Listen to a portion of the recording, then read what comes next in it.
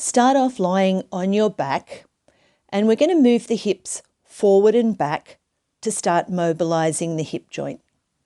Then start to peel the spine off the mat. Pause at the top, take a breath in, and then exhale, roll down one bone at a time, all the way down until your tailbone touches the mat.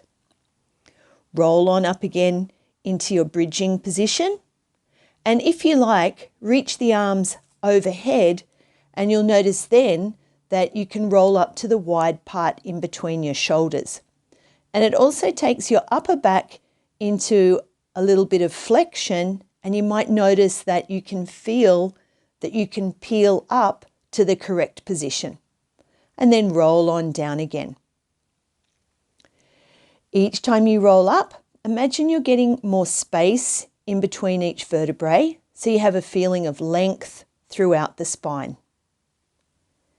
Take the arms overhead and then clasp the hands back behind your head. And then we're going to exhale and curl up into a chest lift position. So have the elbows a tiny bit forward so you can just see them out of the corners of your eyes. And this again gives you that little bit of flexion through your upper back so you can curl up a little bit easier. We're going to do a variation of the hundreds where you're stretching one leg out to help keep the upper body lifted, and then pumping with the other arm, breathing in for 5 and out for 5. And then change sides. So you reach one leg away, reach the opposite arm down, and then start to breathe in for 5 and breathing out for 5. So we can keep this movement going, changing arms, changing legs whenever you're ready, or you can go into a more complete version of the hundreds. So we can start from a tabletop position, breathe in for 5, breathe out for 5. I like to stretch my legs out from there to that 10 centimeter position because it helps me feel that I'm still keeping my lower back connected onto the mat. Finish the hundreds and then roll on up to a sitting position. And now we'll go into single leg stretch. So by doing this in a sitting position, you can make sure that you have your hands in the right position. So opposite arm to the knee, same arm or same hand to the ankle. And then keeping the shin parallel to the floor. Bring one leg or one knee in towards the chest and stretch the other leg out. As you're doing this movement, you can use your arms to keep your upper body lifted. Then we'll go into the leg circles. So I've got my fingertips on my hip bones, thumbs on my lowest rib to make sure that I'm keeping the connection between my hips and my rib cage, keeping both sides of the waist long and keeping the pelvis on the mat, keeping the back of the rib cage on the mat as you circle the leg around. Finish reaching the leg to the ceiling and then walk up the leg towards your ankle, float the other leg up. We go into single straight leg stretch. So again, pull with your arms, push with your legs, so you're getting a nice stretch in the hamstrings as well as getting tone. And then walk down and we're ready to do leg circles on the other leg. If you notice any clicking in your hip joint, you might like to make it more of an oval shape. So you're still getting the mobility of the hip joint, but it'll take away that click. And then we reverse the circles and still crossing the midline of the body each time you circle around. Finish, then walk up the ankle again. And then change again for another set of single straight leg stretch. You might notice it's a little bit easier to bring your chest and your thigh closer together. Then we're going to reach straight on out for the double leg stretch. So this is a great exercise to integrate the long levers of the arms and legs. It's getting really nice work through the abdominals. Then we go into rolling like a ball. So balancing just behind your sitting bones. Inhale to roll back, exhale, roll on up and balance. Aiming the sitting bones to the ceiling as you roll back. And the back of the head might lightly touch the mat, that's okay. Now from here, we're going to go into our Z sit position for the mermaid. So we're going to exhale and reach over, reaching the fingertips long, passing through a T position each time. When you're in the T position, think of reaching the crown of the head to the ceiling. So you're lengthening through the waist. Then we exhale and we twist. Follow the eye gaze, or the eye gaze follows the fingertips. Inhale back to the side bend.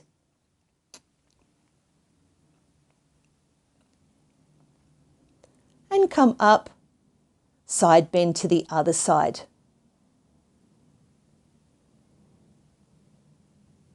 From here, try not to use your hands as you move into the spine stretch position. So we inhale to grow taller. We exhale to reach up and over the body. Imagine you've got a small fit ball or a Pilates ball in front of you. And you reach the fingertips long while still thinking about drawing the arms into the shoulder blade socket. Having that feeling of lengthening the spine because it's called the spine stretch. Turn, ready for the mermaid on the other side. Inhale to grow taller. Exhale to reach up and over. Making the longest possible line from your sitting bones or your sitting bone all the way to your fingertips, opening the ribs like a fan.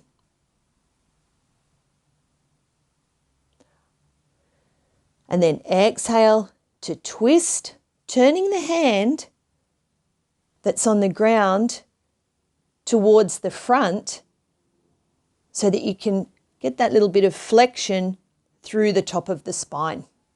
Helps you to twist and exhale. Up and over to the other side.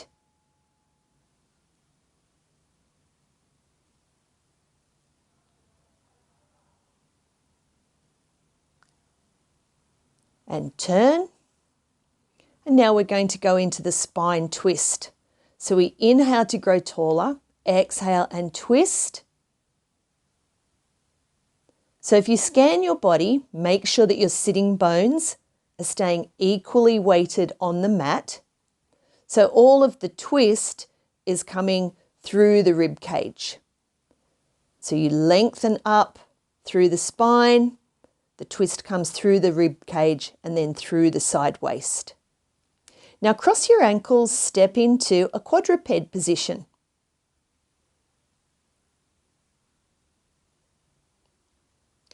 We do a prep for the leg pull. So we reach one leg behind and then step into your plank position. Lengthening the spine and then lowering down into the push-up position, ready to do the dart. So we're going to inhale and lift through the chest, palms facing the ceiling. And as you lift up, you might like to think of drawing the lower tips of the shoulder blades together and reaching the chest forward. So we're working into the upper back. This is a great exercise for your posture.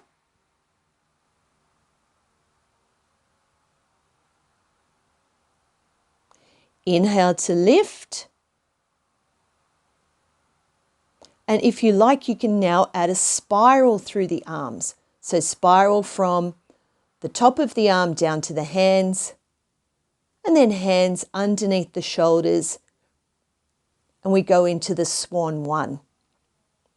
So we inhale, we peel the front of the spine off the mat, just like you did in bridging.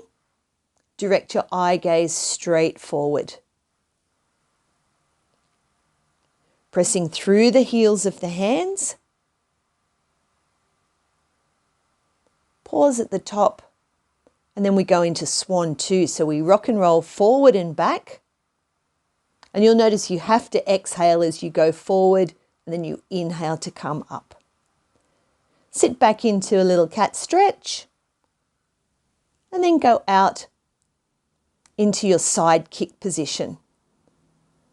So you can keep the hand that's on the hand that's on the floor, and the elbow is connected to your hip, the front of your hip bone, or your ASIS. And that helps you to stay still and stable through the torso while moving through the legs. Then we lower down into the sunbaking position, and we go into the up and down movement. So we turn out from the top of the thighs, we inhale up, exhale down, and then move into the devapes. So here you can go up with a point and then flex your foot to lengthen down.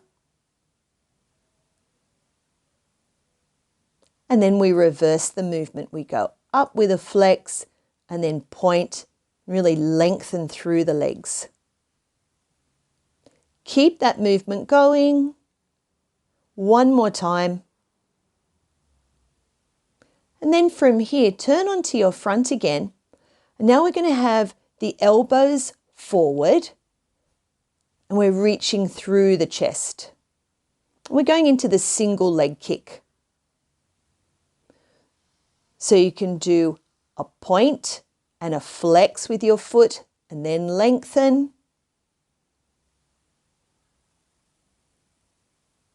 Point, flex and lengthen the leg.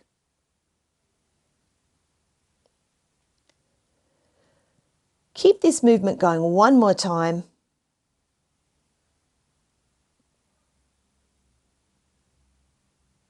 Having that really nice feeling of tone through the back of the legs and your backside, opening up through the front of the hips. Now turn to the other side, ready for the side kick series on the other side. So keeping the hips stacked one on top of the other. Inhale to kick forward, exhale to lengthen back.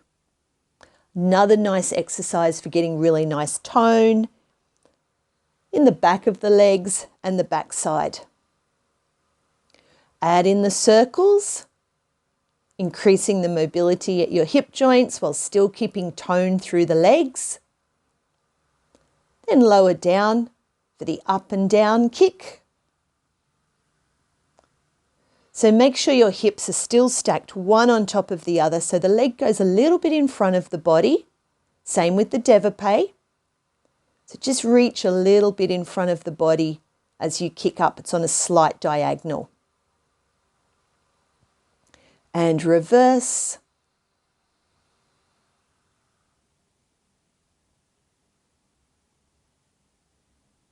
Lengthening the legs throughout the exercise. And then come on up to sitting again. We go into the saw. So we're going to exhale as we reach over, making a really long diagonal of the arms. Inhale up and exhale.